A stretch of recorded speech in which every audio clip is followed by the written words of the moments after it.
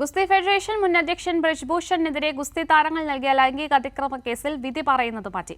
Rose avenue കോടതിയാണ് വിധി പറയാനായി മാറ്റിയത്. കേസിൽ തുടരന്വേഷണം ആവശ്യപ്പെട്ട ബ്രിജ്ഭൂഷൺ ശരൺ സിംഗ് കോടതിയിൽ അപേക്ഷ സമർപ്പിച്ചതിനെ തുടർന്നാണ് നടപടി. ജിൽബിയുടെ കൂടുതൽ വിശദാംശങ്ങളുമായി. ജിൽബി, എപ്പോഴായിരിക്കും വിധി പറയുക? എന്തൊക്കെയാണ് വിവരങ്ങൾ?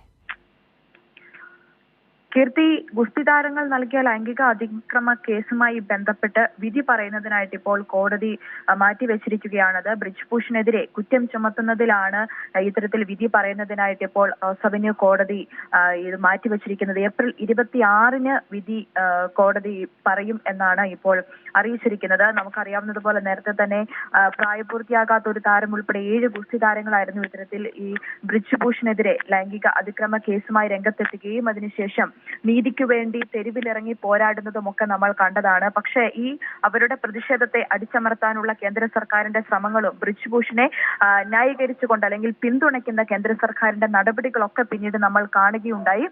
അതിനുശേഷം ഇവരുടെ പ്രതിഷേധത്തെ കൊണ്ട് ഇത്തരത്തിൽ കേന്ദ്ര സർക്കാർ വാഗ്ദാനങ്ങളൊക്കെ നൽകി അവരുടെ പ്രതിഷേധം നിർത്തിവെക്കുകയും പിന്നാലെ നിയമപരമായിട്ട് താരങ്ങൾ മുമ്പോട്ട് പോവുകയുമാണ് ചെയ്തത്.